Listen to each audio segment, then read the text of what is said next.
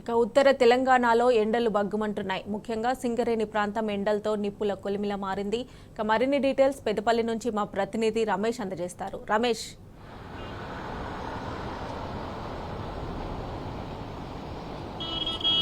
మమత తెలంగాణ రాష్ట్ర వ్యాప్తంగా కూడా ఎండలు దంచి కొడుతున్నాయి. బాణుడి బగబగకు జనం కూడా ఉక్కిరి బుక్కిరి అవుతున్న పరిస్థితులు కనబడుతున్నాయి. సాధారణం కంటే కూడా 4 డిగ్రీల అధిక ఉష్ణోగ్రతలు నమోదు కావడంతో ప్రజలు ఇళ్ల నుండి బయటికి రావాలంటేనే బెంబెలెత్తిపోతున్నటువంటి పరిస్థితులు కనిపిస్తున్నాయి. మొత్తంగా అత్యవసరం అయితే తప్ప ప్రజలు ఇళ్ల నుండి బయటికి రావడానికి సాహసించలేనటువంటి పరిస్థితిలో ఉంది. ఇప్పటికే అటు ప్రభుత్వం కూడా హెచ్చరికలు జారీ చేసింది. ఈ రోజు, రేపు, ఎల్లుండి 3 రోజులు కూడా పెద్దపల్లి జిల్లాను రెడ్ అలర్ట్గా జారీ చేసింది. ఇప్పటికే ఈరోజు 45 డిగ్రీల ఉష్ణోగ్రత ఉన్నట్టుగా వాతావరణ శాఖ అయితే వెల్లడించింది. ఈ నేపథ్యంలో ఇప్పటికే పెద్దపల్లి జిల్లా ఒక నిప్పుల కొలిమిగా మారిందని చెప్పవచ్చు. ముఖ్యంగా పెద్దపల్లి అంటేనే 3 నియోజకవర్గాలు, పెద్దపల్లి కావచ్చు, రామగుండం కావచ్చు, మంతిని కావచ్చు.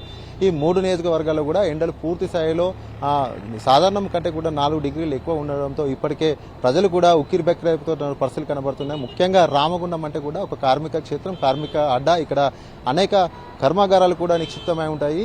సింగరేణి బొగ్గు గనులు కావచ్చు, భూగర్భ బొగ్గు గనులు కావచ్చు, ఉపరితల బొగ్గు గనులు కావచ్చు, అలాగే ఎన్టీపీసీ, ఆర్ఎఫ్సిఏలు, బసంతనగర్ సిమెంట్ ఫ్యాక్టరీ లాంటి అనేక కర్మాగారాలు కూడా ఇక్కడ ఉన్నాయి. కాబట్టి ఇక్కడ కింద కూడా భూగర్భంలో కూడా బొగ్గు వేడితో కూడుకొని ఉంటుంది. కాబట్టి ఇక్కడ సాధారణ మిగతా ప్రాంతాల కంటే కూడా ఎక్కువగా ఉష్ణోగ్రతలు నమోదవుతుంటాయి. ఈ నేపథ్యంలోనే ప్రజలంతా కూడా ఉక్కిరి బిక్కిరి అవుతున్న పరిస్థితులు కనబడుతున్నాయి. ఒక రామగుండం ఒక రణరంగంగా, ఒక అగ్ని గోళంగా మారిందని చెప్పవచ్చు. సాధారణం కంటే కూడా ఉష్ణోగ్రతలు మరింతగా పెరిగిపోయాయి.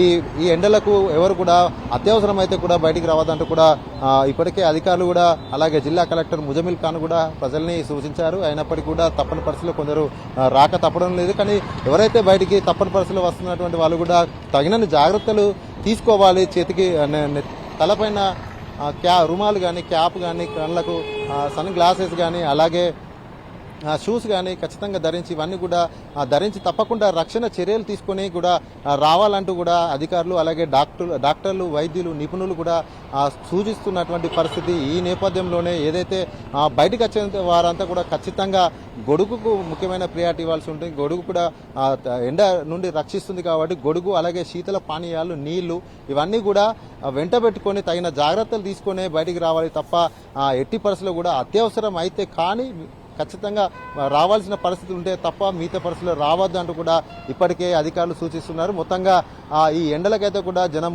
ఉక్కిరి బిక్కిరి అవుతున్నటువంటి పరిస్థితులు కనబడుతున్నాయి. అయితే రామగుండంలోనే సింగరేణి కార్మికులు ఎక్కువ ఉంటారు. ఇక్కడ ఉష్ణోగ్రత మరింత పెరిగిపోతాయి. కాబట్టి ఇక్కడ సింగరేణి యాజమాన్యం కూడా ఈ ఎండకు కార్మికుల రక్షణ కోసం కూడా సింగరేణి యాజమాన్యం కూడా చర్యలు చేపట్టింది.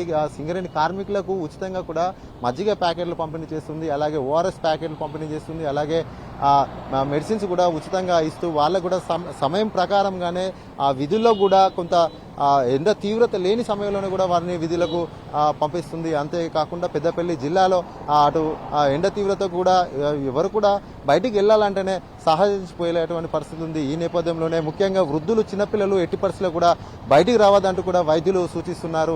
ఈ ఎండకు చాలా పెను ప్రమాదం అవకాశం ఉంది. కాబట్టి ఈ రానున్న 2-3 రోజుల్లో కూడా ఖచ్చితంగా ఎవరు కూడా అత్యవసరం అయితే తప్ప బయటికి రావద్దు. ఒకవేళ వచ్చినా కూడా ఖచ్చితంగా తగు జాగ్రత్తలు తీసుకొని రావాలంటూ కూడా వైద్యులు, నిపుణులు సూచిస్తున్నటువంటి పరిస్థితి. Right Ramesh, thanks for updates.